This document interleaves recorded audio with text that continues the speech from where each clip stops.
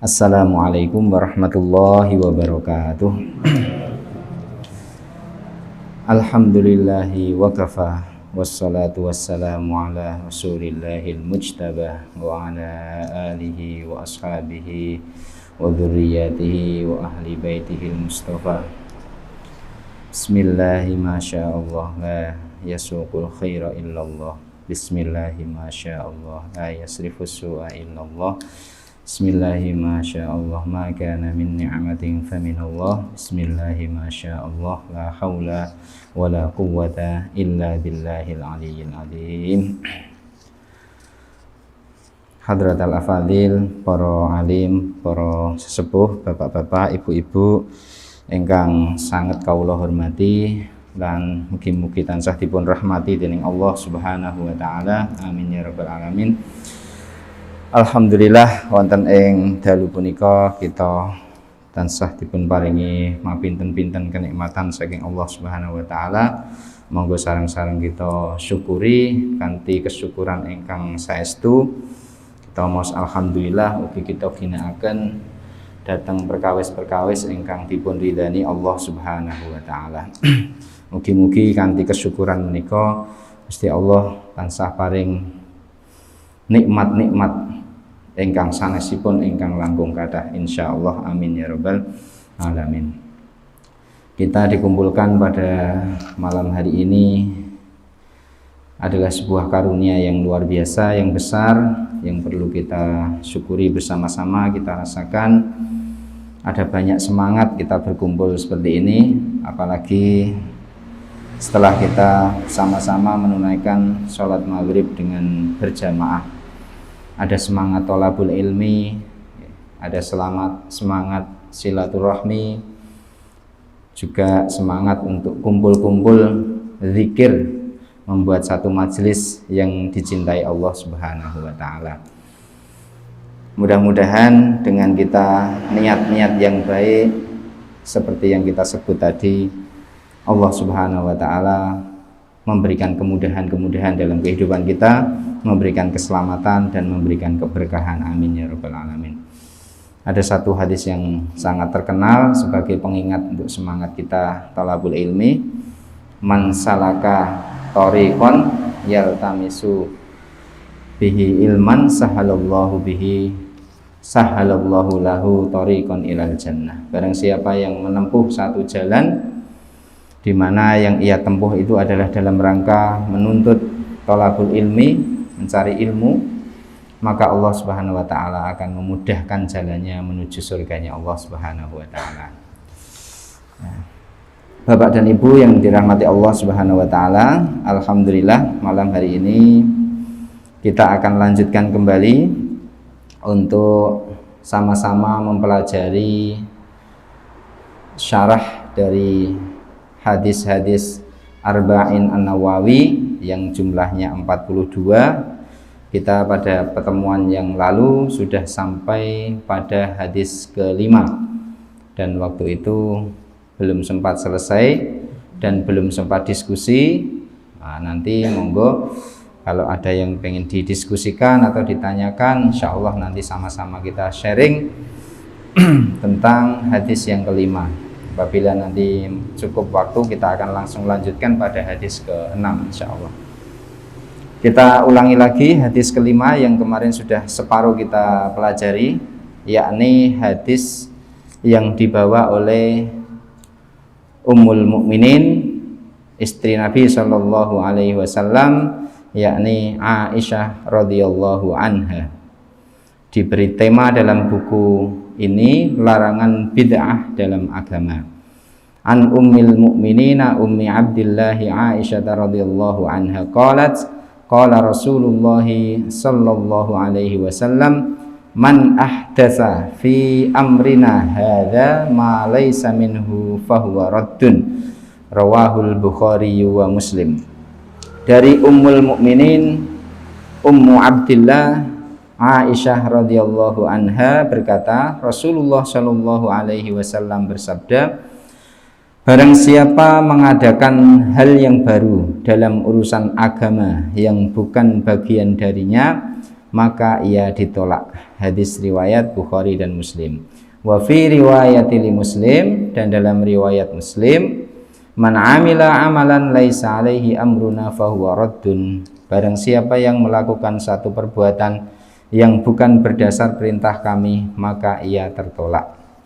Nah, ini hadis yang kemarin sudah kita coba pelajari, di mana inti-inti dari hadis ini adalah sangat jelas bahwa dalam kita mengamalkan agama Allah yang mulia, agama dinul Islam ini, kita sudah dapat paket-paket ibadah yang diperintahkan oleh Allah melalui contoh-contoh dari Rasulullah Shallallahu Alaihi Wasallam. Maka kita ikuti apa yang dicontohkan Rasul itu namanya ittiba. Kita ini muttabi, kita adalah orang yang mengikuti contoh ibadah dari Rasulullah Shallallahu Alaihi Wasallam.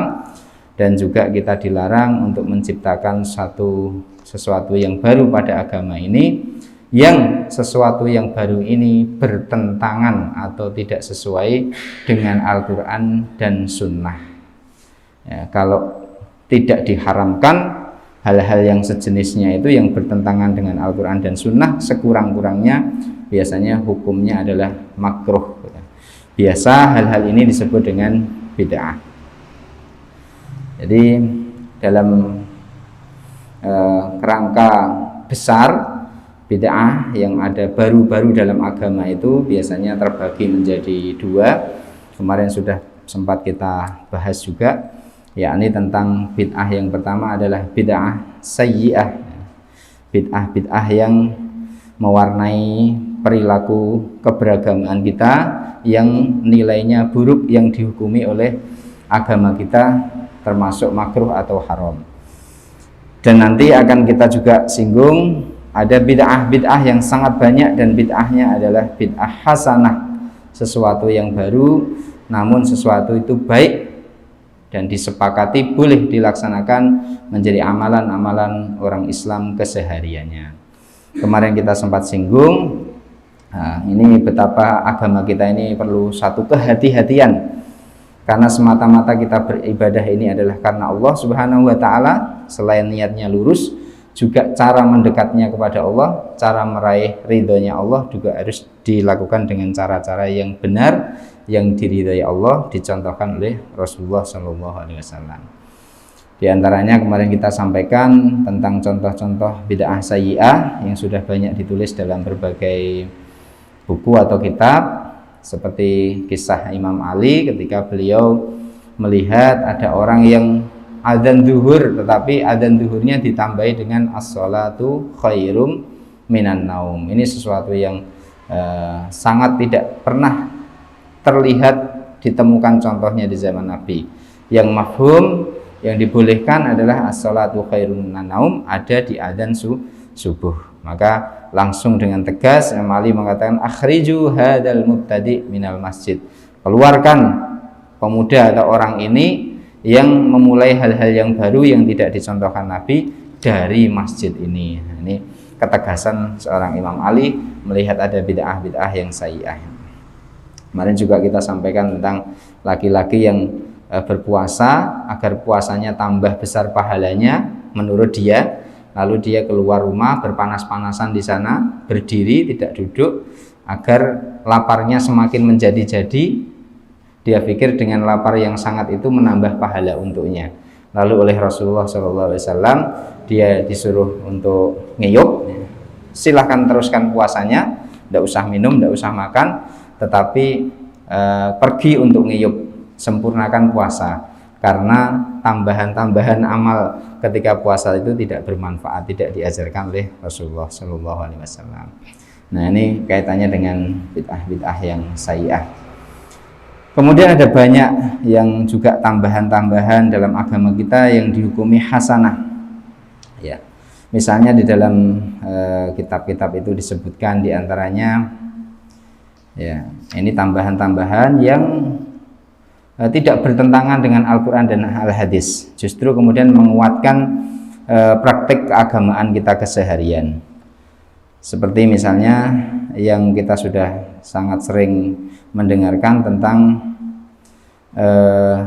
penulisan mushaf Al-Quran. Dulu di zaman di zaman Abu Bakar As-Siddiq memang masih terjadi kuat larangan untuk menulis baik Al-Quran maupun hadis, karena semuanya ada di dada hafalan para sahabat, terpelihara. Dilarang menulis dikarenakan supaya tidak bercampur antara Al-Quran dan Al-Hadis. Jadi cara memelihara di masa Abu Bakar begitu, awal-awal nggak boleh oleh Nabi, berpegang teguh pada perintah Nabi, tidak boleh menulis karena supaya tidak tercampur. Kemudian lambat laun ada banyak orang-orang yang hafal Quran itu terbunuh di medan perang. Para qurra itu, orang yang hafal Quran, qori itu banyak yang terbunuh, sehingga salah seorang sahabat yang bernama Umar ibnu Khattab, seorang sahabat yang sangat cerdas, tegas, dan banyak ayat Al-Quran yang turun gara-gara beliau itu. Nah, itu mempunyai saran kepada Khalifah Abu Bakar As-Siddiq dengan berbagai alasan yang kemudian awalnya tidak diterima oleh Abu Bakar karena dianggap itu tidak menjadi perintah Rasul. Ma amarona biha Rasulullah nggak memerintahkan kita nulis Al-Quran, kenapa kita nulis Al-Quran? Kemudian alasan Umar bin Khattab meyakinkan Abu Bakar, lalu Abu Bakar memutuskan, oh ya, langsung dipanggil Zaid bin Sabit untuk menjadi ketua tim penulisan Mushaf Al-Quran. Dan ini disebut oleh para ulama disebut sebagai bid'ah yang wajib. Ada bid'ah malah wajib. Ya, kalau Al-Quran itu seumpama tidak ditulis, ya, karena desakan ide dari Umar ibnu Khattab yang sangat progresif, visioner itu, nah kita kesulitan, Bapak Ibu. Gitu? Ya, kalau penghafal Al-Quran ditakdir banyak, ya, kemudian masih sampai kepada kita. Kalau semua terburu di peperangan, karena di masa sahabat kan banyak peperangan, maka bisa jadi Al-Quran tidak terpelihara. Dan caranya Allah memelihara dengan idenya Umar ibnu Khattab itu, sehingga kita sampai sekarang mau membaca Al-Quran itu gampang. Dulunya nggak ada titik, nggak ada syakal, tapi kemudian idenya dari Umar ibnu Khattab juga dan juga sahabat yang lain, akhirnya ada syakal, sehingga tidak hanya memudahkan orang yang di tanah Arab sana, di seluruh penjuru dunia Al-Quran itu bisa dipelajari, bisa dibaca sampai sekarang ini. Nah, ini termasuk dianggap sebagai satu bid'ah hasanah. Justru bid'ahnya adalah bid'ah yang wajib. Kemudian ada lagi kasolatu tarawih jama'atan fil masjid, seperti sholat tarawih di bulan Ramadan yang dilaksanakan di masjid. Ini juga usul dari Umar ibnu Khattab. Umar ibnu Khattab itu banyak usul, tetapi usulnya itu mentes-mentes. Ada orang-orang yang saat ini kriterianya itu karakternya seperti Umar ibnu Khattab. Jadi tegas, berani, nggak tedeng aling-aling, tetapi hatinya bersih. Saya ide, gagasan, usul ini adalah dalam rangka kemaslahatan, dalam rangka kebaikan umat, sehingga dia lontarkan dan akan disetujui oleh orang muslim, dan itu menjadi kemaslahatan, kemanfaatan banyak. Ada banyak tipe-tipe Umar seperti saat sekarang ini. Termasuk sholat tarawih itu juga idenya Umar ibnu Khattab. Saat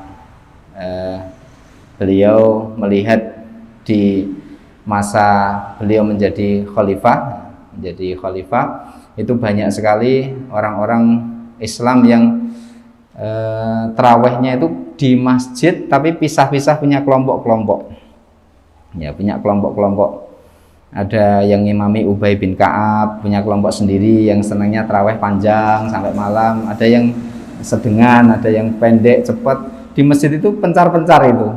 Umar bin Khattab tidak merasa nyaman melihat orang-orang tarawih seperti itu. Dan itu sudah terjadi sebelumnya, Khalifah Abu Bakar juga terjadi seperti itu. Tetapi oleh Umar enggak teke gitu. Karena beliau belum punya policy. Ketika jadi khalifah, beliau membuat keputusan, dia panggil itu Ubay bin Ka'ab, Ubay ke sini. Gimana ini tarawihnya kok ada yang suara keras di sana, ini mengganggu masing-masing jamaah. Ayo sekarang kumpul. Nah, kemudian Ubay bin Ka'ab sempat protes, bagaimana ya Umar? Ini kan ma'amarona biha Rasulullah nggak memerintahkan. Rasulullah mencontohkan kepada kita itu tarawih sehari, 2 hari, 3 hari di masjid. Sehari kok banyak orangnya, hari kedua diringankan bacaannya. Kok hari ketiga tambah banyak umat muslim di masa Nabi yang tarawih, semakin diperingan bacaannya. Hari keempat Rasulullah absen, tidak ke masjid. Hari ke-5 tidak absen, hari ke-6 tidak absen. Hari ke-7 dinanti-nanti oleh sahabat, ya Rasulullah, 3 hari engkau tidak ke masjid. Kami sudah menunggu untuk sholat seperti biasa 3 hari kemarin. Rasulullah mengatakan, saya tidak tarawih di masjid tetapi tetap tarawih di rumah. Itu dalam rangka supaya engkau tidak menganggap ini sebuah kewajiban dan tidak memberatkan.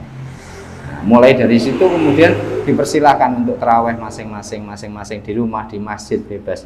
Tapi saat Umar ibnu Khattab, nah kemudian dilaksanakanlah sholat tarawih berjamaah di masjid. Ketika diprotes oleh Ubay bin Ka'ab, bukankah ini tidak diperintahkan Nabi? Dan ini adalah sebuah bid'ah ya Umar. Kemudian Umar mengatakan, nikmatul bid'ah hadhi, sebaik-baik bid'ah adalah ini. Nah ini kemudian dikategorikan banyak oleh para pengkaji masalah ini disebut sebagai bid'ah sunnah. Bid'ah sunnah, sebuah tambahan dalam agama kita untuk kemaslahatan, untuk kebaikan yang diperkenankan.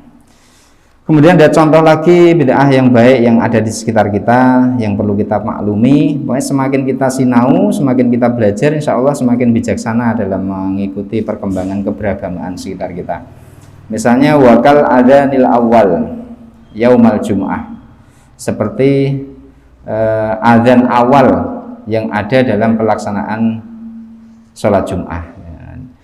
Jadi contohkan Nabi memang adzan sekali, tetapi ketika datang masa Utsman ibnu Affan, ya banyak orang itu sudah sibuk dengan perdagangan, sudah jauh dengan masanya Rasul itu kan semakin kendor supaya kuat lagi bisa berjamaah, cekak-cekak, bersegera fas'au ila dzikrillah di hari Jumat, bersegera untuk mengingat Allah ke masjid. Maka Utsman ibnu Affan menganggap penting sekali ada adzan yang adzan itu belum masuk waktu, atau sudah masuk waktu tapi berjeda dengan adzan yang mau menunaikan sholat itu, panggilan sholat itu, yakni namanya adzan peringatan. Adzan itu dikumandangkan di awal seperti adzan biasanya, namun sudah dipahami oleh masyarakat setempat bahwa itu adzan awal, supaya orang bergegas meninggalkan jual beli, meninggalkan kantornya, meninggalkan pekerjaan, belajar, aktivitasnya, lalu bersegera menuju ke masjid untuk membersihkan diri, melaksanakan sholat Jum'ah. Lalu setelah berkumpul, dilaksanakanlah adzan yang sesungguhnya itu. Dan di tempat-tempat kita ya banyak diwakili dengan suara beduk gitu. Di masa Nabi juga tidak ada, itu juga termasuk bid'ah hasanah. Ada duk-duk-duk, ada tong-tong-tong-tong-tong. Tong-tong-tong-tong itu berarti isih kotong gini gitu. Memanggil orang untuk datang ke masjid, isih kotong, ada duk-duk-duk, ada tong-tong-tong-tong. Itu karena filosofi atau kebijaksanaan ulama-ulama zaman awal-awal masuknya Islam ke Indonesia dengan banyak simbol-simbol yang sedemikian itu. Nah ini beberapa contoh diantaranya bid'ah hasanah. Dicontohkan lagi dalam banyak kitab itu wakal ihtifal bidzikrul maulidin nabi, seperti ya, peringatan mengingat kelahiran Rasulullah Shallallahu Alaihi Wasallam, atau biasa di tempat kita ya mauludan, ya, peringatan mauludan, di mana di sana diceritakan tentang kisah Rasulullah Shallallahu Alaihi Wasallam dari semenjak lahir sampai dengan wafatnya beliau, yang di dalamnya itu tidak ada hal-hal yang bertentangan dengan syariat, tidak ada kemaksiatan. Nah, kalau sudah ada bercampur peristiwa atau peringatan kelahiran Nabi dengan hal-hal yang dilarang, nah itu sudah masuknya enggak diperkenankan. Nah, ada satu pendapat dari Imam As-Sayuti, beliau menggaransi berkumpulnya manusia membacakan sesuatu dari Al-Quran, meriwayatkan hadis tentang kemuliaan Nabi dan mukjizat, lalu dihidangkan makanan dan pulang tanpa ada tambahan dari semua itu, maksudnya nggak ada tambahan yang dilarang, termasuk bid'ah yang baik dan mendapat pahala dari Allah Subhanahu wa Ta'ala. Dari Imam As-Sayuti menyatakan seperti itu. Dan ini sudah menjadi tradisi yang baik tempat kita. Jadi dalam 1 tahun sekali kita banyak bersolawat mengingat perjuangan Rasulullah SAW dengan harapan bisa mengikuti ittiba kehidupan beliau. Nah ini dicontohkan banyak hal-hal yang hasanah yang baik dalam kehidupan beragama kita. Termasuk juga wakal bina madrasah, seperti membangun sekolah. Di masa Nabi juga tidak ada menuntut ilmu dengan sekolah itu ya, halakoh aja. Tapi sekarang kan sudah dibangun madrasah. Nah, membangun madrasah juga dikategorikan sebagai bid'ah yang hasanah, tambahan baru dalam belajar agama yang tidak ada di zaman Nabi, namun diperkenankan. Wa tasnifil ulumin nafi'ah, menjadi musonif atau menjadi pengarang, penulis untuk buku-buku yang di dalamnya ada ilmu-ilmu yang bermanfaat bagi orang, mengarang kitab atau mengarang ilmu-ilmu yang bermanfaat, itu juga termasuk bid'ah, dan bid'ahnya adalah hasanah. Juga wakat taskidil Quran, memberikan syakal titik-titik dalam Al-Quran yang dulunya kosongan gitu ya. Nah, orang Arab sudah bisa paham ini, tapi bagi kita kalau tidak ada bantuan itu, dan itu termasuk bid'ah yang hasanah, dan kita terima itu sampai sekarang, ada Arab, ada titik, ada syakalnya. Nah, ini hal-hal yang dianggap oleh baik, ada bid'ah sayyi'ah dan bid'ah hasanah. Ada kesimpulan Bapak dan Ibu mengenai bid'ah ini supaya kita bisa menjadi orang yang berada di tengah-tengah terhadap hal-hal yang baru dari pengamalan kaum muslimin. Saya cuplikan dari perkataan atau qaul Imam Asy-Syafi'i yang bunyinya ma uhdisa wa khalafa kitaban aw sunnatan aw ijma'an aw asaran fawal bid'atu dhalalah wa ma uhdisa bil khair wa lam yukhalif syai'an min dzalik fahuwal bid'atul mahmudah. Apa-apa yang baru ya, dan menyelisih kitab Allah dan sunnah Rasul atau ijma' atau asar para sahabat, fahuwal bid'atul dhalalah, maka suatu yang baru yang menselisih Al-Quran, hadis, ijma' dan asar para sahabat itu disebut dengan bid'ah dhalalah. Tapi selama sesuatu yang baru itu baik dan tidak sama sekali menselisihi sesuatu pun dari kitab Allah, Al-Quran, sunnah Rasulullah SAW, ijma' dan asan, fahuwa bid'atul mahmudah, maka dia tergolong bid'ah yang mahmudah. Secara umum kalau kita memahami pendapat Imam Asy-Syafi'i itu, sehingga bisa menilai, oh ini baik, oh ini yang sayyi'ah, sehingga perlu kita tinggalkan. Namun demikian, dalam hal bid'ah ini adalah perkara yang sangat-sangat kita perlu hati-hati dan kita jauhi, dikarenakan itu bisa mengotori, merusak amal ibadah kita, apalagi kalau urusannya dengan i'tiqad, apalagi urusannya dengan akidah, nanti bisa masuk kepada kesyirikan. Ini kurang lebih apa yang bisa kita sampaikan sebagai penguat dari hadis yang kelima, yakni tentang larangan bid'ah dalam agama. Semoga Bapak dan Ibu menawi wonten pamundutan pirsa, kita sumanggaaken untuk hadis yang kelima.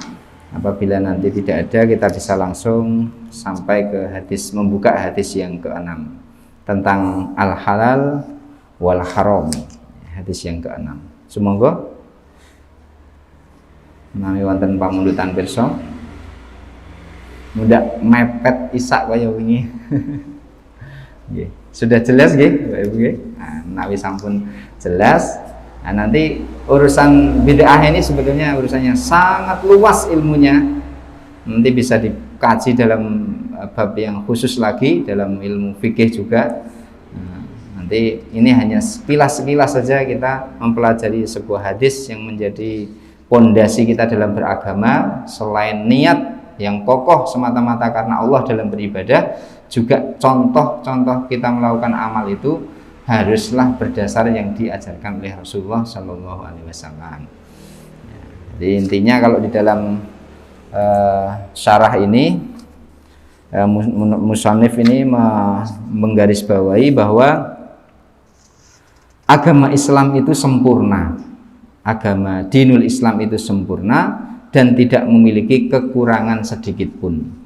Jadi apa-apa yang sudah dicontohkan oleh Rasulullah SAW dan juga para sahabat, para ulama yang salafus sholih, itu sudah merupakan cerminan dari agama Islam yang sempurna, sehingga tidak perlu ada tambahan-tambahan untuk menyempurnakan. Al-yauma akmaltu, Al-Maidah ayat 3 itu, Al-yauma akmaltu lakum dinakum wa atmamtu 'alaikum ni'mati wa raditu lakumul Islam madina. Nggih. Pilih sampun boten nonton pambudutan pirsa. Kita lajengaken hadis ke-6 dari hadis Arba'in An-Nawawi. Kalau di buku kitab kita ada di halaman 14 bawah. Hadis ke-6 tentang halal dan haram. Kita bacakan hadisnya secara lengkap dulu, baru kita nanti kaji. An Abi Abdillah Nu'man ibn Bashir radhiyallahu anhuma qala sami'tu Rasulullah sallallahu alaihi wasallam yaqul innal halala bayyinun wa innal harama bayyinun wa bainahuma umurun mushtabihat la ya'lamuhunna katsirun minan nas faman ittaqas syubhati faqad istabra'a li dinihi wa 'irdihi wa man waqa'a fis syubhati waqa'a fil haram karra'i yar'a haulal hima yushiku ay yarta'a fi ala wa inna likulli malikin hima ala wa inna himallahi maharimuh ala wa inna fil jasadi mudghah idza saluhat saluhal jasadu kullu wa idza fasadat fasadal jasadu kullu ala wahyal qalb rawahul Bukhari wa Muslim. Dari Abu Abdillah Nu'man bin Bashir radhiyallahu anhuma, mudah-mudahan Allah meridhoi keduanya, yakni An-Nu'man sendiri dan juga bapaknya Nu'man yakni Bashir. Berkata Nu'man, aku mendengar Rasulullah Shallallahu Alaihi Wasallam bersabda, sesungguhnya yang halal itu jelas dan yang haram itu juga jelas atau terang benderang. Di antara keduanya terdapat hal-hal yang syubhat atau samar-samar yang tidak diketahui oleh orang banyak. Maka barang siapa yang menjaga dirinya terhadap yang samar-samar itu, berarti dia telah membersihkan agama dan kehormatannya. Dan barang siapa yang terjerumus dalam hal-hal yang samar-samar, maka akan terjerumus dalam hal yang diharamkan. Ibarat penggembala yang menggembalakan hewan gembalaannya di sekitar batas tanah yang dilarang untuk memasukinya, maka lambat laun ia akan memasukinya. Ingatlah bahwa setiap raja memiliki larangan, dan larangan Allah adalah apa yang diharamkannya. Ingatlah bahwa dalam jasad itu terdapat segumpal daging. Jika ia baik, maka baiklah jasad itu seluruhnya. Ingatlah bahwa dalam jasad itu terdapat segumpal daging. Jika ia baik, maka baiklah jasad itu, dan jika ia rusak, maka buruklah jasad itu seluruhnya. Ketahuilah bahwa segumpal daging itu adalah hati. Hadis diriwayatkan oleh Imam Bukhari dan Muslim, Syaikhon atau muttafaq alaih. Bapak Ibu yang dirahmati Allah Subhanahu wa taala,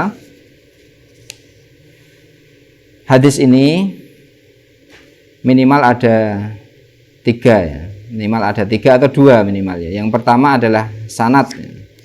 Sanad itu adalah rawi atau rangkaian-rangkaian perawi hadis yang sampai kepada Rasulullah Shallallahu Alaihi Wasallam. Yang di sini dijujuk adalah sahabat terdekat Nabi yang menerima langsung hadis ini, yakni Abi Abdillah An-Nu'man ibnu Bashir. Kunyahnya adalah Abi Abdillah, bapaknya Abdillah. Nah, Nu'man ini punya anak, nanti anaknya kelak dinamai oleh beliau sebagai Abdillah. Nama beliau An-Nu'man. An-Nu'man. Bapaknya namanya Bashir. Dua-duanya ini adalah sahabat Rasul Shallallahu Alaihi Wasallam. Makanya di akhirnya didoakan dengan radhiyallahu anhuma. Mudah-mudahan Allah meridhoi keduanya, yakni Nu'man sendiri dan juga bapaknya yakni Bashir. Jadi bapaknya ini adalah seorang yang Ansor, termasuk golongan Ansor, Muslim yang asli Madinah, bukan Muhajirin. Ini Bashir. Beliau dari suku Khazraj, makanya sering kita mendengar An-Nu'man bin Bashir Al-Khazraji atau Al-Ansori. Jadi dia adalah penduduk Madinah asli dari suku Khazraj. Ada Aus, suku yang berperang selama 40 tahun lebih, kedatangan Rasulullah untuk mendamaikan. An-Nu'man ini dalam banyak kisah, banyak sirah, beliau memang tidak banyak meriwayatkan hadis, tidak seperti halnya Abdullah ibnu Mas'ud, Abdullah ibnu Abbas, Aisyah. Itu beliau di dalam kitab itu diterangkan membawakan hadis dari Rasulullah ini 114 hadis, tidak sampai ribuan, 114, tapi itu ya cukup banyak ya. kita ditanya itu, kamu hafal hadis dari Rasulullah berapa gitu. Siji wae ora tekan wae. Yang paling pendek itu la taghdab walakal jannah, jangan marah bagimu surga, atau at-tahuru syatrul iman. Itu ada hadis-hadis pendek. Nah, beliau itu malah membawa dari Rasulullah, yang beliau rekam langsung dari Rasulullah 114 ditulis dalam kitab-kitab itu menjadi hadis yang sahih. Beliau ini termasuk sigorus sahabah, termasuk sahabat muda. Kenapa disebut sahabat muda? Karena An-Nu'man ini adalah seorang sahabat Rasul yang ketika Nabi meninggal dunia itu beliau baru berumur usia 9 tahun. Di tempat kita 9 tahun ya kelas 3 atau 2 SD. Tapi sudah bisa merekam pribadi Rasul, ya, sudah bisa merekam hadis. Jadi umur 9. Kalau tepatnya menurut Ibnu Katsir itu, kalau dalam sirahnya Nu'man ini 8 tahun 7 bulan ya, kalau begitu ya. 8 tahun 7 bulan itu ketika Rasulullah meninggal, beliau usianya sekian itu. Jadi beliau lahir itu di tanggal 1 Hijriah atau 2 Hijriah, sebelum perang Badar berkecamuk. Ini termasuk sahabat Nabi yang lahir pertama kali dari golongan Ansor ketika Nabi datang ke Madinah. Orang Islam dari golongan Ansor kan punya putra-putra yang lahir. Yang pertama lahir ketika Nabi datang ke Madinah ya Nu'man bin Bashir. Dari Nu'man bin Bashir. Nah, ini termasuk siwarus sahabah, termasuk sahabat yang muda. Bapaknya juga termasuk sahabat dekat Rasulullah Shallallahu Alaihi Wasallam. Beliau dikaruniai usia sekitar 62 tahun, ya, seusia Nabi 62 tahun. Nah, meninggalnya pada tahun ke-64 Hijriah. Jadi menangi Muawiyah ya, Umayyah 64 Hijriah itu. Nah, ini adalah sahabat Nu'man bin Bashir. Nanti Bapak dan Ibu bisa banyak menggali kisah-kisah kehebatan, keteladanan pembawa panji bendera Islam ketika perang Mu'tah. Ya, ada cadangan-cadangannya, termasuk diantaranya adalah Nu'man bin Bashir. Nu'man bin Bashir ini sahabat yang muda, tetapi dia merekam hadis-hadis Rasulullah sebanyak 114. Apa yang dibawa oleh beliau dari hadis ke-6 ini?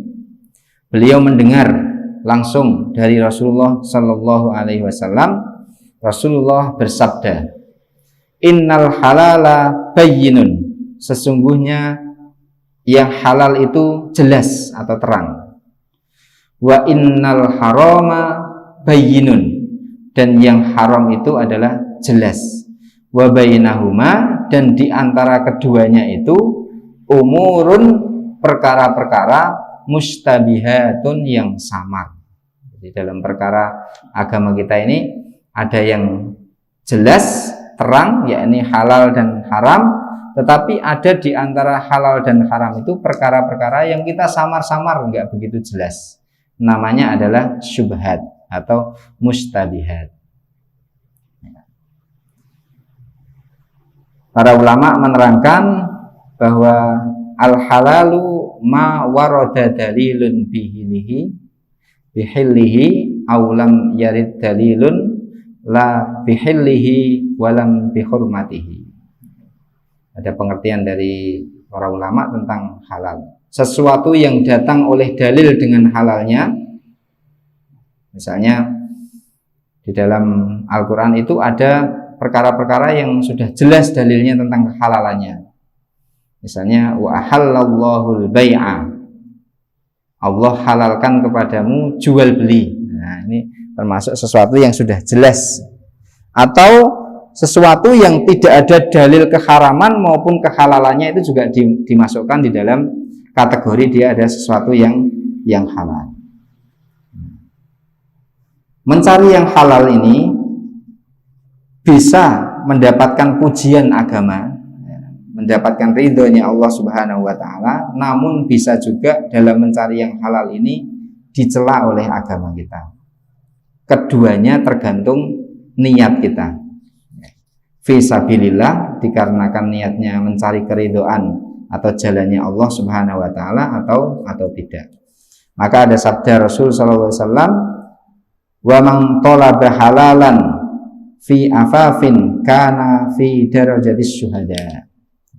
Siapa yang mencari yang halal, pekerjaan, rezeki dan sebagainya, barang siapa yang mencari yang halal agar ketika mencari itu nanti dapat menahan dirinya dari meminta-minta atau mengemis, maka di akhirat kelak dia sederajat dengan syuhada, orang-orang yang mati syahid. Bukan sama, tetapi sederajat.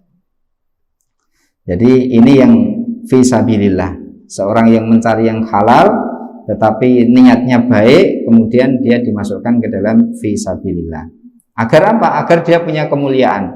Aku harus kerja sing temenan ben entuk rezeki sing akeh sing berkah, supaya mulia di masyarakat dengan tidak meminta-minta, karena berusaha dengan tangannya sendiri, punya kemuliaan. Maka ini termasuk mencari yang halal yang fisabilillah, yang diridhoi Allah Subhanahu wa Ta'ala dan dipuji dalam agama. Jadi, supaya tidak menjadi orang yang meminta-minta. Kalau yang tidak diperkenankan mencari yang halal tapi niatnya untuk numpuk harta, nah itu fisabilis syaiton. Golek bondo tapi ben ditumpuk, tidak ada niatan yang baik-baik, hanya ditumpuk saja, hanya bermegah-megahan saja sampai dengan datang ajalnya masuk kubur, maka ini disebut sebagai hal yang tidak dipuji dalam agama atau dicela oleh agama. Ada toh ayat Al-Quran yang menyindir itu, alhaakumut takatsur hatta zurtumul maqabir. Nek wis arep masuk kubur akeh kelingan ulah. Selama hidup numpuk-numpuk tok. Ya.